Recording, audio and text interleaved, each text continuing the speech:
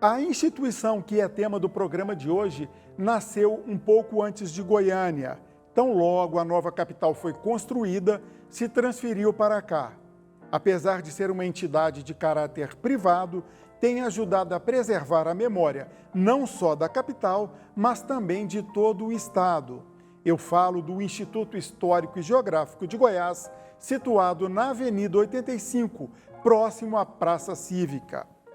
E para falar do relevante papel que a instituição tem prestado para a nossa sociedade, convidamos o seu presidente, o doutor em História e promotor de Justiça, Jales Guedes Coelho Mendonça.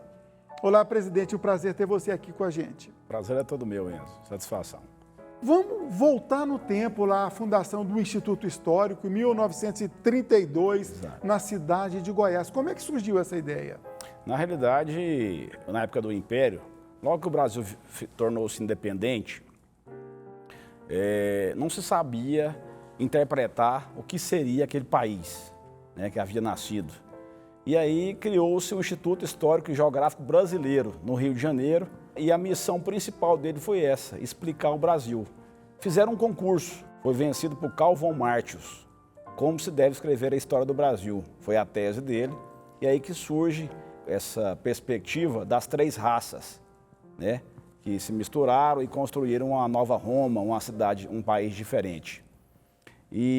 Mas essa história, ela meio que desconsiderava as províncias, as particularidades das províncias que formavam o Brasil. E aí começou a surgir os institutos históricos e geográficos no país inteiro, nas províncias. De Goiás foi um dos últimos a surgir, em 32, mas já tinha em quase todas as províncias ou estados, depois da República, né, já tinha os institutos.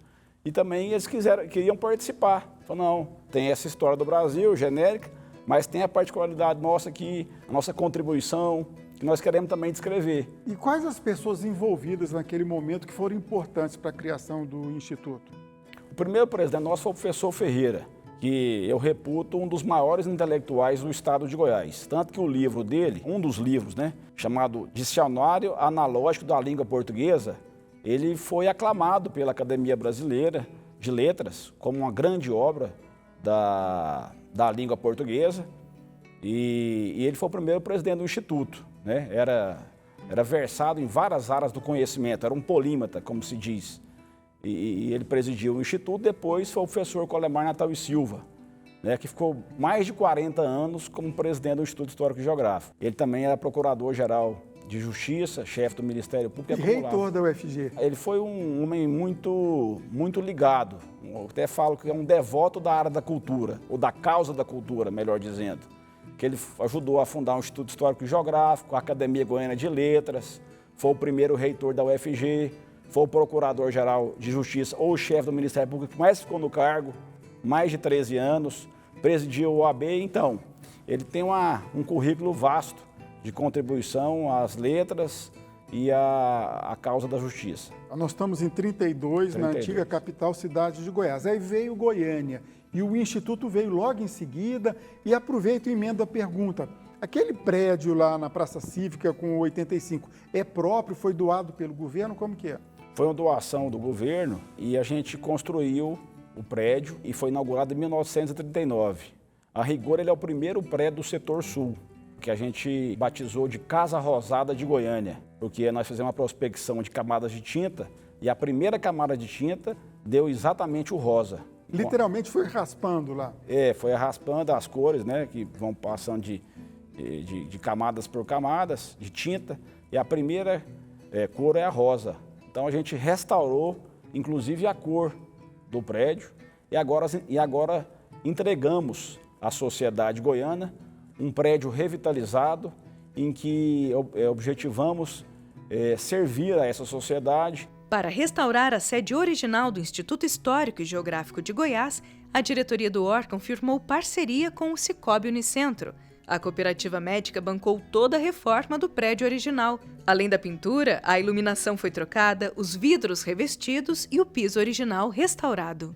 Não só com duas salas de espaço que cultivam a memória histórica de Goiás, mas também um café, que será um espaço, um local de convivência para quem aprecia um bom papo, uma boa conversa. Pois é, o Instituto é uma entidade privada, não recebe dinheiro de qualquer espécie de governo. Como é que vocês fazem para se manter e essa parceria, você pode até dizer o nome do parceiro, Exato. Não tem problema não, ajuda a sustentar, como que é? Fizemos uma parceria diferente, buscamos a iniciativa privada.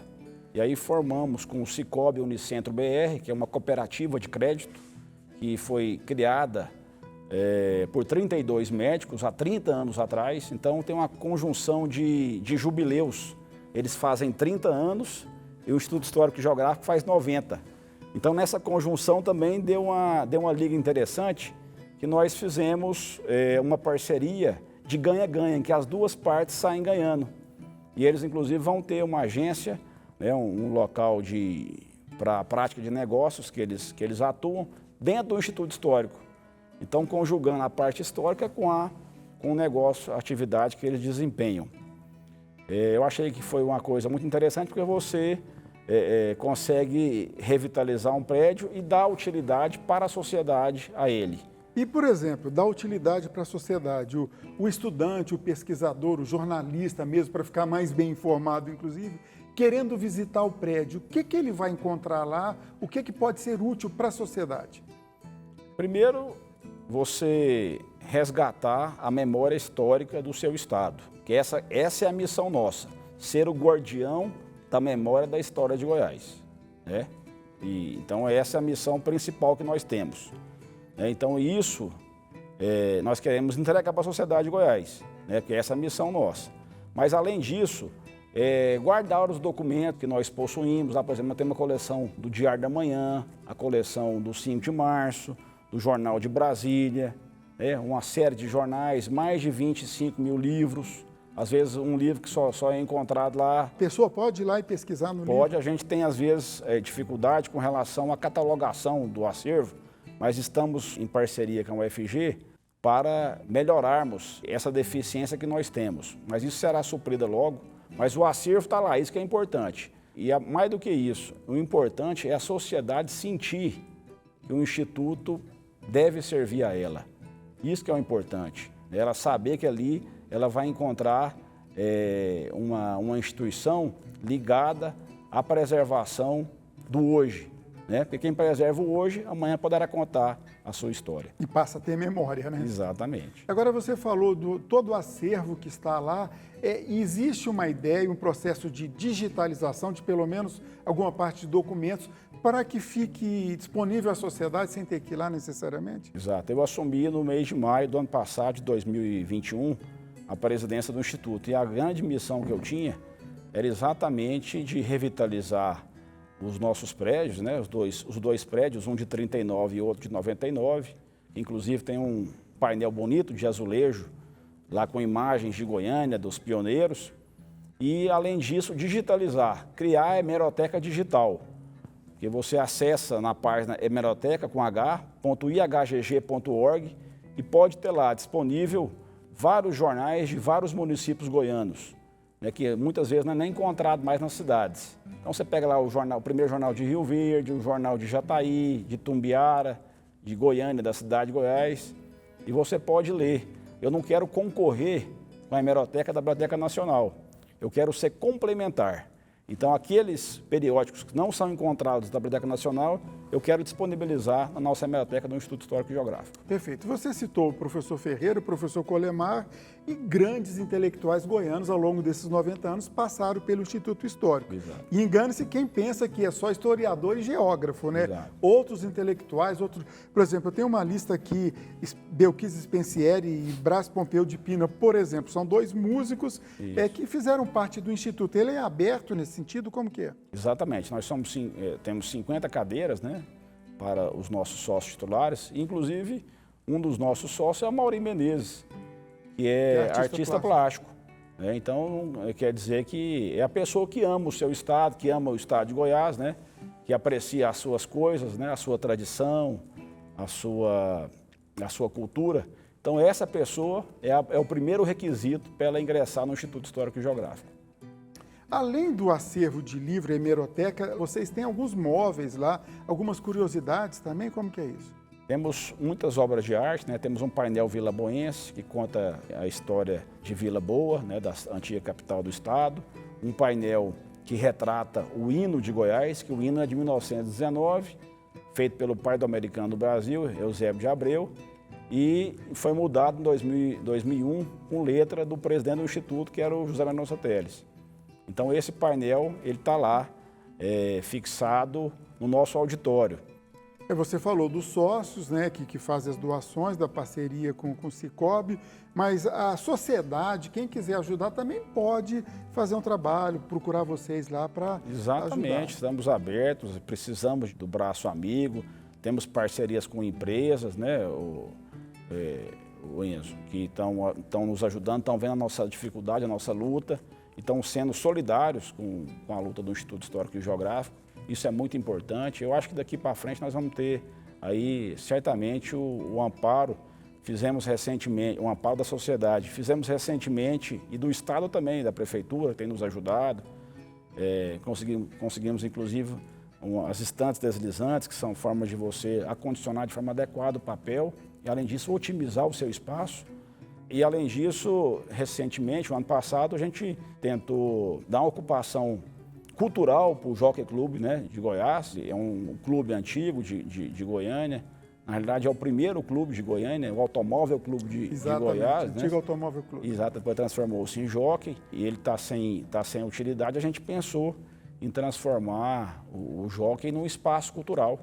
Né? E lançamos essa ideia e espero que a semente esteja plantada, mas precisa ser regada pela sociedade, pela classe política, para transformar o Jockey com uma finalidade bastante razoável e que seja condizente com a sua história, inclusive com a sua arquitetura.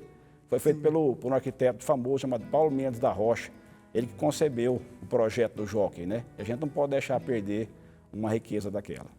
Perfeito. O Jales está lá no Instituto Histórico, muito mais por amor mesmo, né? Porque voluntário, não há remuneração. Ele, como profissão, ele é promotor de justiça, mas a história é sua paixão, né? Tanto é que você é doutor em história, né? E eu queria pegar aqui o seu livro, que eu já tive a oportunidade de ler, A Invenção de Goiânia, O Outro Lado da Mudança. É uma obra extensa, com muita bibliografia, com muita referência, com muitas fontes mesmo. Para quem não conhece ainda, o seu livro, o que foi essa pesquisa sua, que foi a sua tese, né? E transformou-se nesse livro. Na verdade, foi a dissertação, né? Que é quando a gente faz o mestrado, o produto da dissertação, o produto do mestrado é a dissertação. E o produto do doutorado é a tese. Esse aqui veio da tese. Das duas, né? Porque foi acumulando conhecimento, eu não mudei de assunto, né? O assunto foi só uma continuidade. Então, você acumulou 10 anos de pesquisa e aí a produção foi esse livro, chama A Invenção de Goiânia, O Outro Lado da Mudança, que eu tento trazer o lado B, né? Toda a história tem o lado A e o lado B. Mas na época que a gente curtiu o vinil, né? Então, você só ouvia o disco, só conhecia o produto se você ouvisse o lado A e o lado B. E o lado B, que é o lado da cidade derrotada, não havia sido contado. Seria algo com a história dos vencidos? Seria mais ou menos isso? Poderíamos colocar assim, né? Porque muita coisa não foi contada como deveria ter sido. A primeira questão, por exemplo, Enzo, é dizer que sobre a escolha do local, que é um tema nevrálgico nesse processo de remoção de capital. A grande disputa que se dá é para ver para onde a capital vai ser colocada, a nova sede. Né? E em Goiás essa parte estava um pouco escondida, né? Apagada. E foi uma grande tensão num processo que inspirou muito Goiás, que foi a mudança em Minas. Que no começo da República, a capital de Minas Gerais era Ouro Preto. E ela foi mudada para Belo Horizonte. E a grande tensão nesse processo mudancista de Minas foi aonde a capital será alojada. Tanto que o resultado na Assembleia foi de 30 a 28, só 2 votos de diferença favorável à região que é hoje Belo Horizonte. E em Goiás isso aí estava meio esquecida, parecia que a comissão que escolheu o local foi uma coisa pacífica, etc. E eu percebi que não foi bem assim. Que a subcomissão, na realidade, ela fez um relatório concluindo, por bom fim, que hoje é a Silvânia. Mas esse relatório foi desconsiderado, porque vivíamos numa ditadura, né? Tanto que a Assembleia não participou desse processo, ela depois só chancelou, o município de Campinas, né? Mas não participou efetivamente do local, que foi uma comissão que é pré-constitucional, né? Antes da Constituinte estadual. E aí escolheu o Bonfim, mas não foi aceito e acabou prevalecendo na cidade de Campinas. E quem quiser saber mais é só ler o seu livro aqui. Para quem é mais preguiçoso, não se assuste, é grosso, mas a leitura é muito interessante, muito rápido. Jales, mais uma vez, eu te agradeço a participação aqui, muito obrigado e sucesso lá no Instituto Histórico e Geográfico de Goiás. Muito obrigado pelo seu apoio, você esteve lá com a gente recentemente, pôde percorrer todas as nossas instalações, conhecer o nosso acervo, né? A nossa requalificação dos prédios. Muito obrigado, Enzo. PBC Memória, ajudando a preservar a história de Goiás.